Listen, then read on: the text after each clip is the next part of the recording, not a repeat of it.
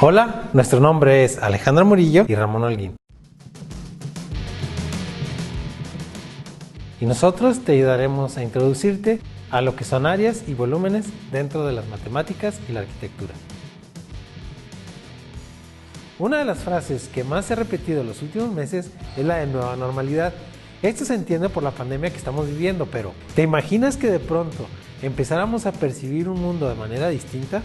Y no me refiero a tener rutinas distintas, ni hablo de usar de pronto gel antibacterial cuando no lo usábamos, o mascarillas que teníamos pero no empleábamos. Cuando digo percibir, me refiero a una manera distinta de entender el mundo. Todos sabemos que el agua de un río nunca es la misma, y que el aire que respiramos jamás es el mismo. Entonces, podemos entender que los conceptos de percepción absolutos no existen en la naturaleza. Incluso el flujo del tiempo no es constante. Si pensamos en él como algo absoluto, no se percibe como algo aislado, sino como un concepto que está vinculado al espacio. Pues debido a que lo que percibimos no es constante ni absoluto, el ser humano, desde que reflexiona, ha tenido que hacerse de las cosas más simples para entender el mundo donde habita. Una de las cosas que implementó como una herramienta de comprensión fue cómo se relacionaba una cosa con la otra a partir de su forma. Para ello, inventó el concepto de figura geométrica regular, para entender la posición y la distribución de las cosas materiales. Es decir, buscó relacionar las cosas que parecían cuadradas con otras cosas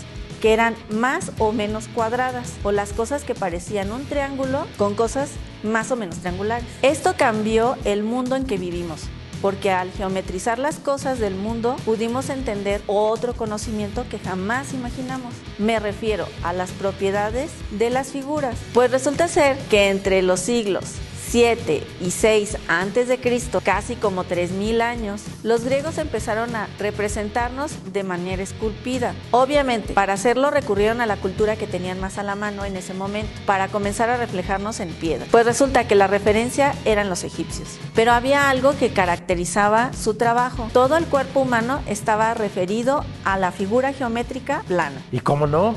Si estos chavos ya se la jugaban con las propiedades de las figuras, pues eran capaces de sacar áreas de secciones del río Nilo y subdividir terrenos. Entonces imagínate al faraón que le pudiera decir a un constructor, o sea, a ver, dime cuánto mide la sección del río para poder determinar la cantidad de tierras que se van a inundar, güey, durante la lluvia, güey, o sea. Y pues le contestaba el constructor, uy, mi lord, pues si medimos este largo de la sección y el ancho del río, podemos multiplicarlo y sacar así el área que pudiera inundarse. Te preguntarás si acaso ellos sabían multiplicar. Pues sí, ellos habían desarrollado algo que hasta el día de hoy en arquitectura está de moda. Se llaman algoritmos. Es decir, tenían unas rutinas que daban resultados, pero lo hacían a manera de formulario. Entonces, las figuras egipcias, basadas en formas geométricas regulares planas, fueron el trampolín donde iniciaron los griegos. A estas primeras esculturas griegas las conocemos como korai, cuando son femeninas, y kuroi, cuando son masculinas. La cosa es que el pensar en una escultura que represente al cuerpo humano es forzosamente pensar en la relación existente entre cada uno de los elementos del cuerpo en cuanto a dimensiones. Es decir, para poder representar un brazo, este tendría que estar acorde a las medidas del torso, las de las piernas y la cabeza. En la historia del arte minimizan este acto diciendo que no teníamos mucho conocimiento de la anatomía. Pero güey, o sea, somos humanos.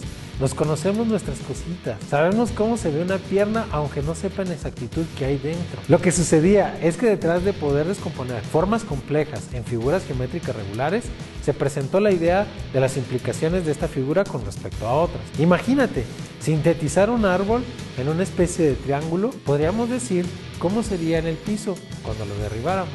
Imagínate entender la relación del centro de gravedad de tu rostro con respecto al perímetro de tu torso y el área de tus brazos. Comprendimos un mundo más allá de los músculos y su disposición en una pierna. Entonces, estas ideas de relación que los griegos desarrollaron, algoritmos del área, el área de un cuadrado es el lado al cuadrado. El del rectángulo es la base por la altura, la del triángulo es la base por altura sobre 2.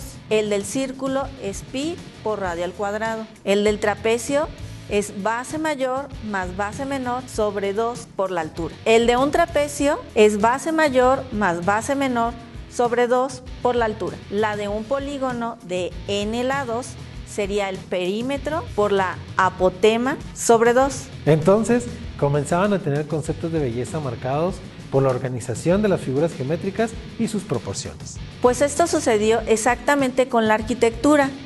Conocer las figuras geométricas nos ayudó a organizar y armonizar los edificios. Además de la composición visual, las figuras geométricas nos permiten en la arquitectura obtener datos importantes para la construcción, como las áreas y los momentos de inercia.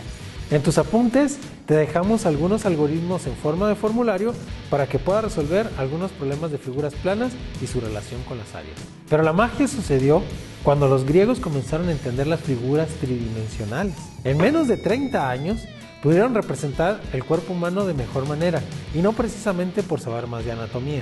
Se debió principalmente por entender las figuras geométricas tridimensionales, y es cuando la mente humana pudo transformar un cilindro en una dona y una dona en una taza. El humano pudo transformar un conoide en un músculo o un poliedro en un rostro, y así con todo el cuerpo. Desde ese momento fuimos imparables, geométricamente hablando, para representar lo que nos llamara la atención. Pero claro, las cosas no son gratuitas. Para poder jugar con las figuras tridimensionales, debemos saber las cualidades de los objetos, como el volumen, los ángulos y sobre todo las relaciones formales entre ellos. Entonces, podemos transformar un cuerpo tridimensional mediante la subtracción, la adición, la contracción y plegado, entre muchas otras formas de modificación. Claro, la arquitectura ha aprovechado este conocimiento para crear elementos que representan a grandes obras a pequeña escala y las transforman. ¿Conoces las maquetas?